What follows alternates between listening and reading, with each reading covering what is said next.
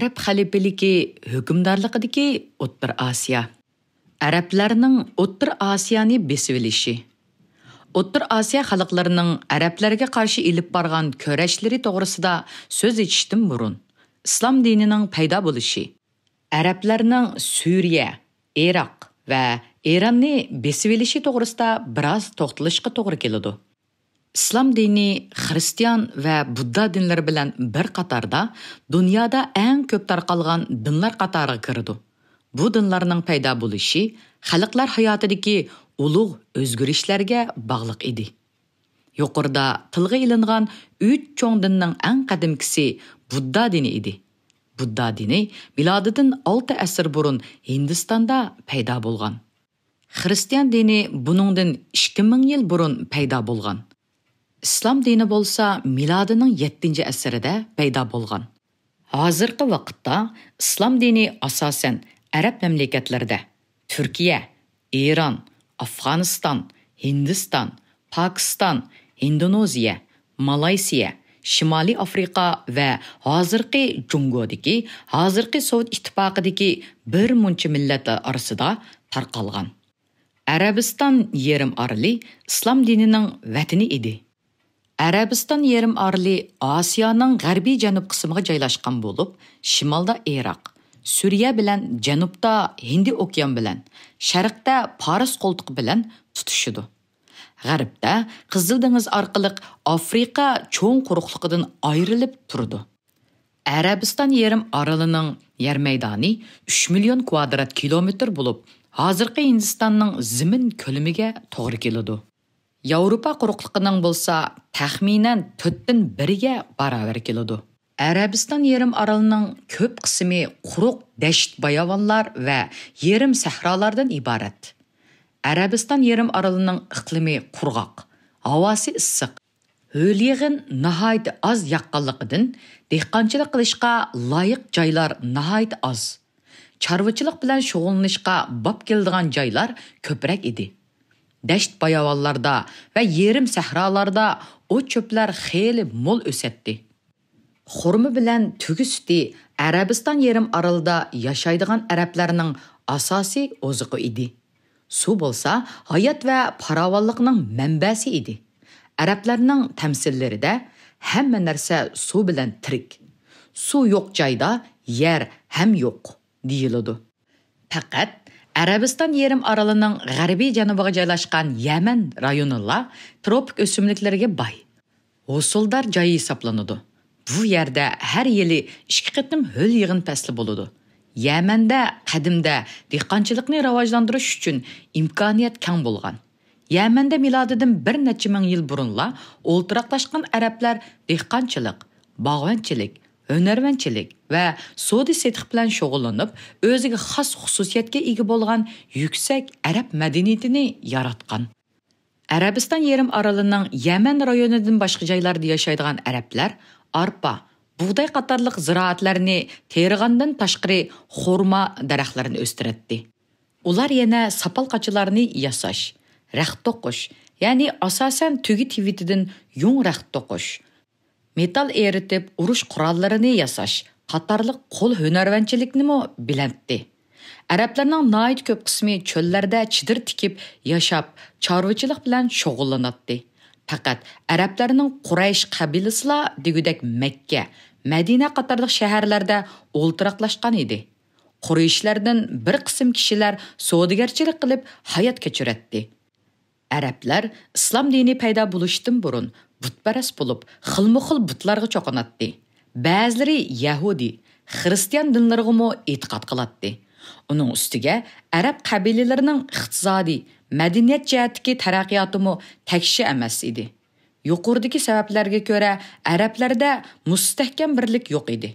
Bu ahvol arablarda birlikka kelgan hokimiyatning shakllanishiga to'sqinlik qiladi. Hatto qabilalar bilan qabilalar o'zaro urushib turadi. Eng dastlab davlat paydo bo'lgan Yaman rayonida milodining dastlabki asrlarida bir qancha davlat paydo bo'lib, ularning o'rtasida qonliq urushlar bo'lib turdi. Milodining 6-asrida Arabiston yarim oroliga Habashlar va Eronliklar hujum qilishga boshladi.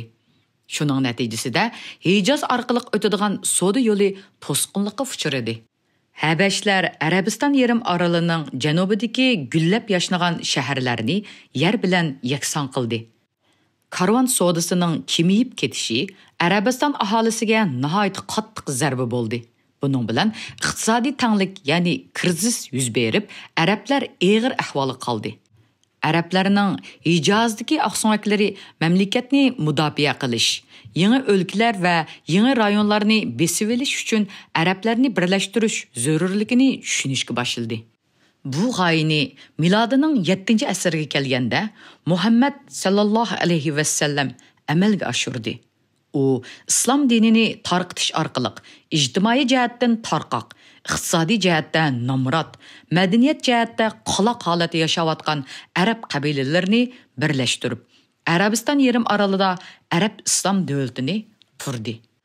Dunyodagi ahli musulmonlarning payg'ambari Qur'on aqidasi bo'yicha aytganda Allohning musulmon bandalarga avatgan elchisi bo'lgan Muhammad alayhissalom sallallohu alayhi va sallam milodining 570-yili Makkada tug'ilgan. U kichikdanla ota-onasidan yetim qilib, tog'isi Abu Talib, ya'ni Imom Alining otasi ning tarafsida o'sgan. Muhammad alayhissalom yosh vaqtida Makkadagi eng boy savdogar Xadija otliq ayolning savdo karvonlariga agishib, Falastin, Suriya qatorliq joylarga borgan. U dastlab Xadijaga uylangan. Qur'on hukmi bo'yicha aytganda, uningga payg'ambarlik vahiysi kelgandan keyin milodining 610-yili, ya'ni shu chaqda Muhammad alayhissalom sallallohu alayhi va sallam 40 yoshda edi. Makkada islom dinini targ'ib qilishga boshlagan. Makkadagi Qurayshlarning aqsoqlari Muhammad alayhissalomga sallallohu alayhi va sallam ziyonkashlik qilishga uringan. Shu sababdan Muhammad alayhissalom sallallohu alayhi va sallam va uning ummatlari milodining 622-yili yerim kechida Makkadan chiqib Madinaga ketgan. Bu vaqa islom tarixida, ya'ni hijrat deb atilib, dunyodagi musulmonlarning yil nomisi Hijriya mana shu chaq, ya'ni milodining 622-yilidan boshlanadi. Muhammad alayhissalom sallallohu alayhi va sallam Madinaga kelgandan keyin islom diniga e'tiqod qiladiganlar nihoyat tez ko'paygan. Muhammad alayhissalomning sallallohu alayhi va sallam obro'yi yuqori ko'tarilib, ijtimoiy o'rni mustahkamlanishga boshlagan. U qo'shin boshlab Makkaga yurish qilgan. Shuningdan boshlab musulmon arablar bilan kofir arablar orasida ko'p qitim urush bo'lgan. Milodining 630-yili Muhammad alayhissalom sallallohu alayhi va sallam Makkani olgandan keyin islom dini butun arab qabilalari tomonidan qabul qilingan. Muhammad alayhissalom sallallohu alayhi va sallam milodining 632-yili 62 yoshida olamdan o'tgan. Dal shu chaqda butun Arabiston yerim orali islom bayrog'i ostida birlikka kelgan edi. İslam tarixida, ya'ni Xulafai Rashidin davri deb ataladigan davrdagi, ya'ni milodining 632-yilidan 661-yilgacha xalifa Abu Bakrning vaqtida, ya'ni milodining 632-yilidan 634-yilgacha xalifa bo'lgan arablar islom dinini qo'shni ellarga tarqitish tayyorligini puxta ishladi. Arablar Xalifa Ömerning vaqtida, ya'ni milodining 634-yilidan 644-yilgacha xalifa bo'lgan. G'arb va sharqdagi qo'shinlarga shiddat bilan hujum boshladi. Xalifa Ömer dastlab o'zining g'arbdagi qo'shnisi Sharqiy Roma imperiyasiga hujum boshladi. Milodining 635-yili 9-oyda Xolid qo'mondonligidagi arab qo'shinlari Sharqiy Roma qo'shinlarini tarmar keltirib, Damashqni besib oldi. Milodining 636-yili 8-oyning 1-kuni Xolid Iordaniyadagi Yamuq daryosining bo'yida Roma imperatori Herakilning, ya'ni 610dan 641 200 ming kishidan tarkib topgan cho'ng qo'shinini tarmar keltirib, Falastinni besib oldi. Sharqiy Roma qo'shinlarining qo'mondoni Theodorus shu urushda o'ldi. Xalifa Ömer Suriya Falastinni besib olgandan keyin Eronni besib olishga bel bog'ladi. Aytishlarga qaraganda, milodining 628-yili Muhammad alayhissalom sallallohu alayhi va sallam Eron podshohi Xisro Parvizga maktub yo'llab, uni musulmon bo'lishga da'vat qilgan. Xisro Parviz Muhammad alayhissalomning sallallohu alayhi va sallamning maktubini yirtib tashlagan ekan. Xalifa Ömer milodining 637-yili Muhammad alayhissalomning sallallohu alayhi va sallam Sabtishi Said ibn Abu Waqqas qo'mondonligida xillangan jangovar arab qo'shinlarini Eronga mangdirdi. Qadishiya, ya'ni Qadisiya degan joyda Iroqda arablar bilan eronliklar orasida nihoyat qattiq urush bo'ldi. Eron qo'shinlarida 30 dona jang pili bor edi. Arablar nayzi tiqib pillarning ko'zlarini ko'r qildi. Qilish bilan xortumlarini kesib tashildi. Bu vaqa urushning 3-kuni yuz bergan edi. Qadisiya urushida arablar Eron qo'shinlarini tarmar qildi. Shu urushda Eronning mashhur jang bayrog'i boshqa g'alba g'animatlari qatorida arablarning qo'liga tushib ketdi. Bu jang bayrog'i Eronning afsonaviy qahramoni Temirchi Kavining partuqi, ya'ni pashtanbili bo'lib, uningga xilma-xil rangli guhar, yoqutlar qadalgan ekan.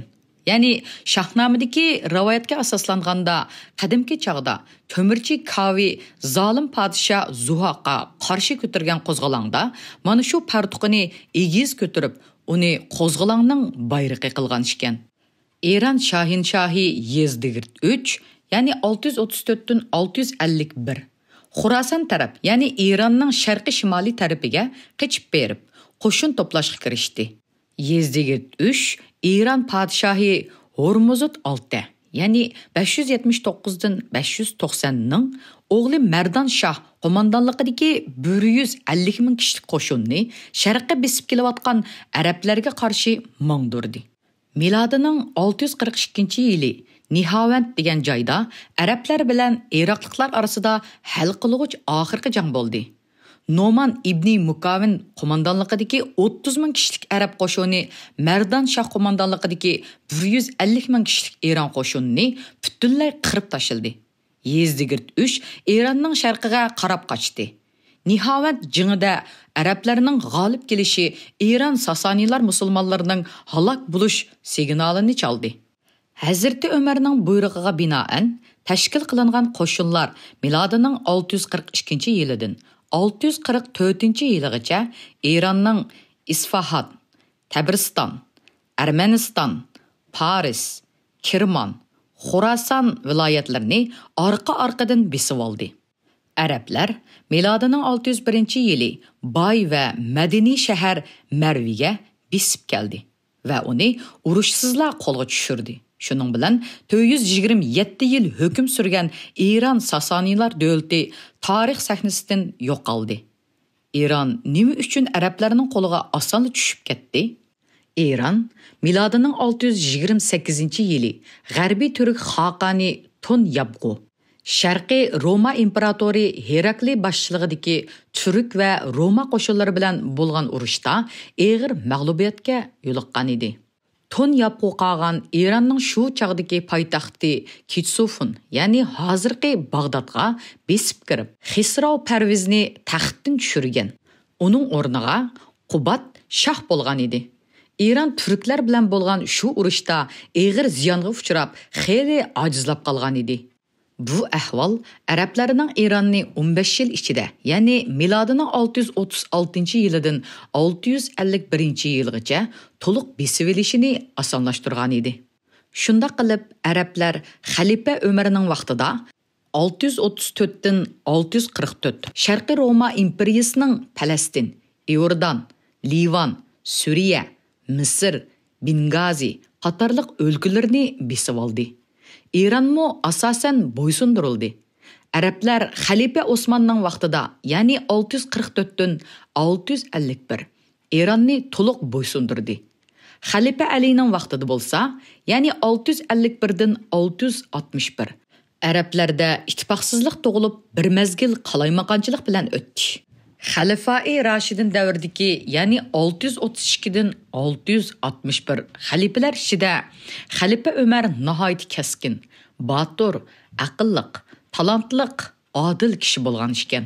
Xalifa Ömər miladının 640-yili Babil şəhrini qo'rshovga olganida shaharni mudofiya qilib turgan qo'mondonga mundaq degan: Agar sen islom diniga kirishni xohlasang, u chaqda sen bilan sening xalqing bizga qeyrindosh bo'ladi.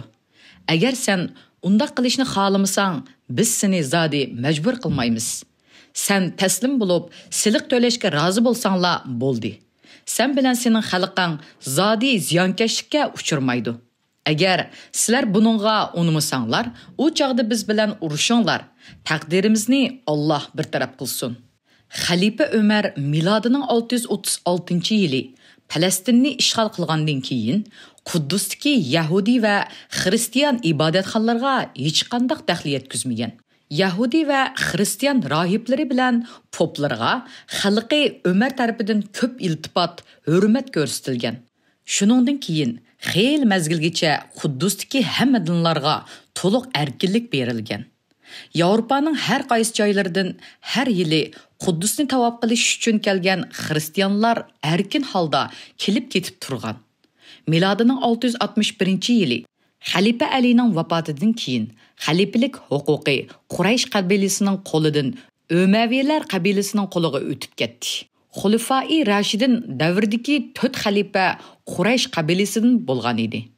Ömaviylar davri, ya'ni miladining 661-yilidan 751-yilgacha poytaxt Kufidan Damashqqa ko'chirildi. Arablar Ömaviylar xalifaligidan boshlab O'rta Osiyoni bo'ysundirishga jiddiy harakat qildi. Arablarning shuninggacha bo'lgan g'albisini ta'min etgan asosiy sabab Arablar tarafidan bo'ysundirilgan davlatlarning ichki jihatdagi ojizligi va siyosiy iqtisodiy jihatdagi tarqoqligi edi. Arablar Sharqiy Roma va Eron bilan qilgan urushlarida harbiy jihatdan xeyli mo'l tajribalarni to'plagan edi. Arablar ig'ir va yengil qurollar bilan qurollangan otliq qo'shin tuzidi. Buningdan boshqa, ularda piyoda qismlar ham bor edi. Ig'ir qurollar bilan qurollangan otliqlarning o'zi emas, balki ular minadigan otlarmu savut va boshqa xildagi qo'g'dinish qurollari bilan ta'min etilgan edi. Arab otliqlari asosan Arab oqsumaklaridan, piyodalar bo'lsa ko'pincha bo'ysundirilgan xalqlardan tashkil qilingan edi. Arab qo'shinidagi otliqlar bilan piyodalarning soni bab-baravar edi. Arablar miladining 651-yili Marvini besib olgandan keyin O'rta Osiyoga ko'z tikishga boshladi. Arablarni O'rta Osiyoning usuldor, boy yerlari qiziqtirgan bo'lsa kerak. Arablar O'rta Osiyoga besib kirishning harpisida O'rta Osiyoning ichki ahvoli ancha yaxshi emas edi. Shu chaqda O'rta Osiyo g'arbiy turk qog'onligining himoyasi ostida edi. Türk qog'onligi ichki urushlar va tashqi dushmanlarning qilgan hujumlari sababidan xeyla ojizlab qolgan edi. Bo'libmi miladining 630-yili Tonyapqo qog'on o'ldirilgandan keyin ichki urushlar qo'zg'alib, g'arbiy turk qog'onligini holsizlantirgan edi.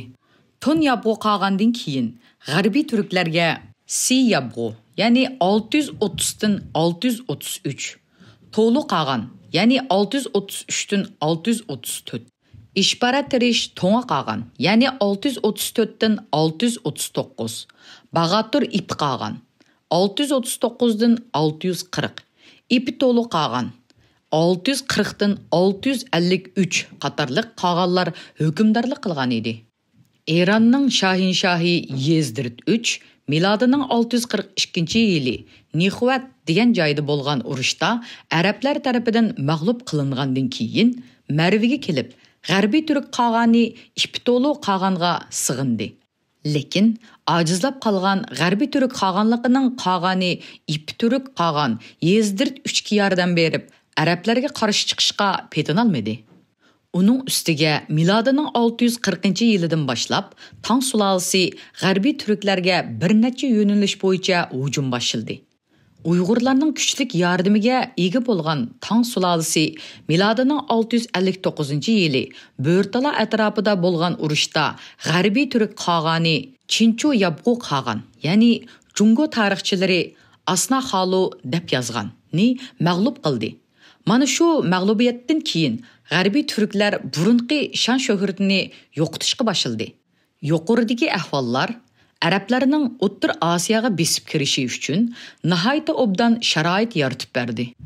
Milodining 674-yili Xalifa Muaviya, ya'ni 661 dan 680 tarafidan avatilgan Abaydullah ibn Ziyod Amu daryosidan o'tib O'rta Osiyoga besib kirdi. U Baykent va Buxoroni oldi. Bu shaharlardan nihoyat nurg'un boyliq, ya'ni oltin, kumush va asirlarni ilib Marviga qaytdi.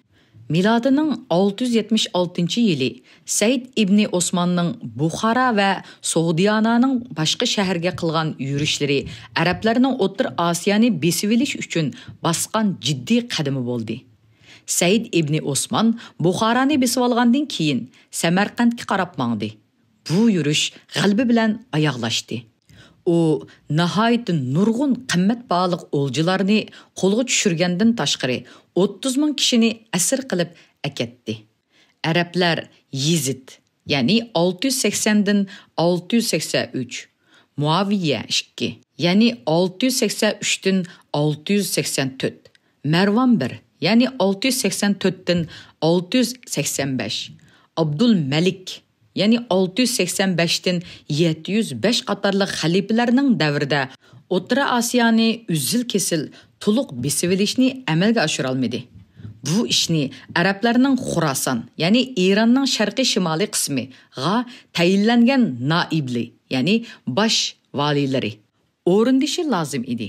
Rabi ibn Ziyod, ya'ni milodining 671-yili Abdullah ibn Hazim, ya'ni 683 dan 691, Ümayyan ibn Abdullah, ya'ni 692 dan 697, Yezid ibn Muhalib, ya'ni 701 dan 704 qatorliq naiblarning hech biri o kishining hudisidan chiqolmadi. Bununla bo'ysundirilgan xalqlarning arablarga qarshi ko'targan qo'zg'olonlari va O'rta Osiyo xalqlarining arablarga qattiq qarshilik ko'rsatganligi, shuningdek arablar ichida yuz bergan keskin ichki ziddiyatlarmo sabab bo'lgan edi. Arablar Avlid 1 705 dan 715, Sulaymon 715 dan 717, Ömer 2 717 dan 720, Yezid 2 720 dan 724, Visham, ya'ni 724 dan 743, Valid 2 743 dan 744, İbrahim 744, Marvon 3 744 dan 750 qatorliq xalifalar davrida milodining 705-yilidan 752-yilgacha taxminan 50 yil vaqt sarf qilib O'rta Osiyoni bo'ysundirib oldi. Arablarning O'rta Osiyoni bo'ysundirishi nihoyat uzunga so'zilgan urushlar orqali bo'ldi. Milodining 682-yili Sharqiy Turk qog'onligi qaytadan vujudga keldi. G'arbiy Turk qog'onligi milodining 700-yillariga kelganda xeli jonlanib qoldi. Sharqiy Turk qog'onligi bo'lsin, G'arbiy Turk qog'onligi bo'lsin, arablarning O'rta Osiyoni besib olishiga yo'l qo'ymaydi.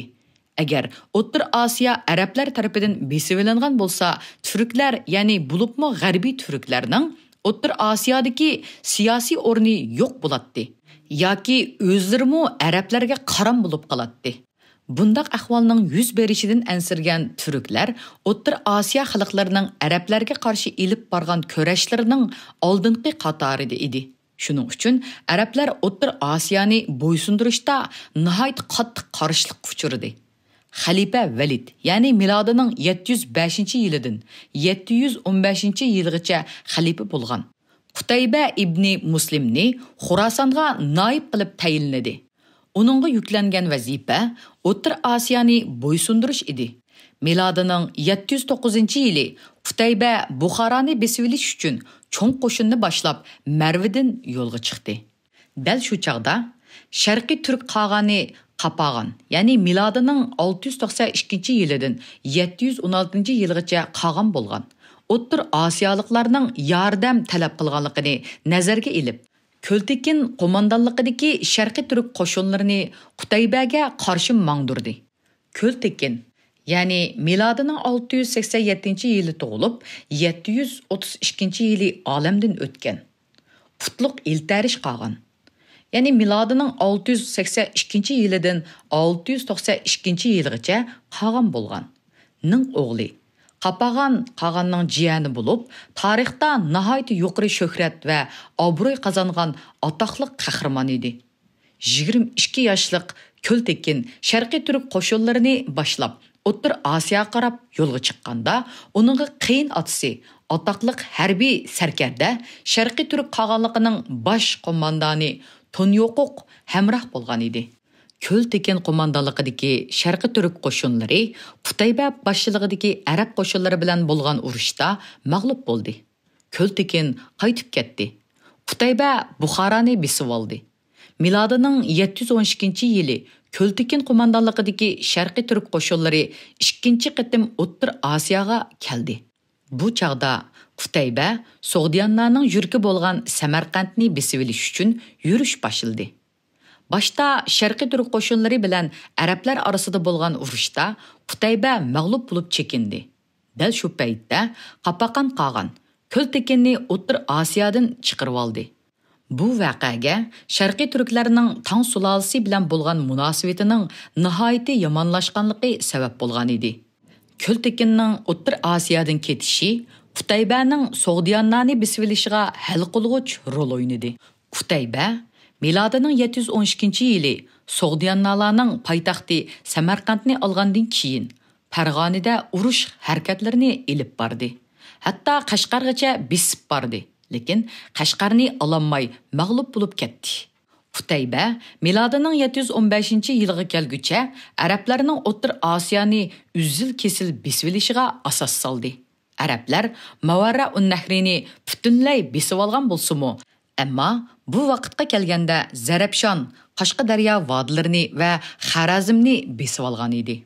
Xalifa Valid, ya'ni 705 dan 715 o'lgandan keyin xalifa bo'lgan Sulaymon, ya'ni 715 dan 717 bilan Qutaybaning munosabati yomonlashdi. Sulaymon o'ziga qarshi bo'lgan Hajjojning tarafdorlarini yo'qotishga kirishgan edi. Hajjoj tarafdori bo'lgan Qutayba Sulaymonga bo'ysunishdan bosh tortdi. Lekin o'zi milodining 17-yili Farg'onada qo'zg'olon ko'targan arab qo'shinlari tomonidan o'ldirildi. Arablar Qutaybaning o'limidan keyin Sulaymon, ya'ni 715 dan 717, Umar 2, 717 dan 720, Yezid 2, 720 dan 724, Hisham 724 dan 743, Valid 2, 743 dan 744, İbrahim 744, Marvon 3, ya'ni 744dan 750. Qatarlıq kişiler xalifalik taxtida o'ltirgan 35 yil ichida, ya'ni 715dan 750. G'arbiy turklar boshchiligidagi O'rta Osiyo xalqlari bilan nihoyatda uzunga so'zilgan urushlarni elib bordi. Arablar O'rta Osiyoni bo'ysundirishda qilich va qamchidan iborat bo'lgan zo'rliq vositalaridan foydalangandan tashqari boshqa vositalarni mo qo'llangan edi. Bu boshqa vosita musulmon bo'lgan yerlik aholidan siliq, ya'ni bu jon siliqi bilan yer siliqini o'z ichiga oladi. Olmaslik siyosati edi. Bundaq siyosatni ba'zi bir arab xalifalari ijro qilmoqchi bo'lsa-mu, Xorasonga qo'yilgan arab noiblari uni ijro qilmadi. Arablarning siliq siyosatidan norozi bo'lgan O'rta Osiyoliklar o'z mustaqilligini saqlab qolish uchun g'arbiy turklarning qog'oni Solaxonning yetakchiligida arablarga qarshi keskin kurashlarni elib bordi. Milodining 717-yildan boshlab g'arbiy turklarning davomiy sifatida Turkash qog'onligi qurilgan edi. Turkashlar aslida g'arbiy turklarning 10 o'q qabilasi ichidagi bir qabila bo'lib, ular seriq turkashlar va qora turkashlardan iborat ikki shohga ayriladi. Solaxon seriq turkashlardan bo'lib, u milodining 717-yilidan 738-yilgacha g'arbiy turklarga qog'on bo'lgan edi. Solaxon qog'onlik taxtida o'ltirgan mezgilida, ya'ni 717dan 738, O'rta Osiyo xalqlarining arablarga qarshi birlashgan kuchlarga yetakchilik qilib, bir necha qitim g'alaba qildi va arablarning O'rta Osiyoni besib olishini necha 10 yil orqaga surdi. Bu voqea to'g'risida ikkala misol keltirish yetarlik. Milodining 728-yili O'rta Osiyo xalqlarining Solaxon yetakchiligidagi birlashgan kuchlari arab qo'shinlarini nihoyat ko'p joylardan qo'g'lab chiqadi. Faqat Samarqand qatorliq joylarla arablarning qo'lida qoldi. Milodining 737-yili O'rta Osiyo xalqlarining arablarga qarshi ko'rishi nihoyat kaskin va keng ko'lamda bo'ldi. Bu qitimqi urushda Xotaliyan, ya'ni hozirgi Tojikistonda yanida bo'ldi. Shu urushga qatnashgan arab qo'shinlarga Xurason va Mavara unnahriga 2 qitim noib bo'lgan Asad ibn Abdullah yetakchilik qildi. O'rta Osiyo xalqlarining birlashgan kuchlariga Solaxon yetakchilik qildi. Solaxon yetakchiligidagi qo'shinda Turkashlar, Qarluqlar va So'g'di, Toshkent, Xotaliyan xonlari boshchiligidagi O'rta Osiyoliklar bor edi. Başta Solaxon boshchiligidagi birlashgan qo'shin ustun keldi. Urushning oxirida arablar g'olib keldi. O'rta Osiyoni bo'ysundirishda G'arbiy Turk qog'oni Solaxonning qattiq qarshiligiga uchragan arablarning tarixchilari Solaxonni, ya'ni Üsügek, Soqashqoq deb yozishgan. Arablar O'rta Osiyo xalqlarini bo'ysundirib musulmon qilish uchun nihoyat uzunga so'zilgan, ya'ni milodining 651-yilidan 751-yilgacha to'p-to'g'ri 100 yilga so'zilgan urushlarni ilib bordi. Arablarning g'olib kelishiga arablarning kuchligi emas, balki O'rta Osiyo xalqlarining mustahkam orqa terakka ega bo'lmaganligi va ittifoqsizligi sabab bo'ldi. Texmo aniqroq qilib aytganda, arablar O'rta Osiyoga besib kelganda, Sharqiy Turk qog'onligimi, G'arbiy Turk qog'onligimi intayin og'ir ahvolda qolgan edi. Bundaq ahvolni ularning ichki jihatdan ittifoqsizligi, tashqi jihatdan olganda, Tang sulolasining turklarning ishidagi ziddiyatdan foydalanib, ularni yo'qotish uchun asrlar bo'yi to'xtamay ilib borgan urushlarining natijasi keltirib chiqargan edi. Shuning uchun Sharqiy Turklarmo, G'arbiy Turklarmo O'rta Osiyoni arablarning besib olishidan saqlab qolish uchun jiddiy va unumli holda kuch chiqara olmadi. Arablar O'rta Osiyoda islom dinini kuchab targ'ib qilib, O'rta Osiyo xalqlarini musulmon qildi.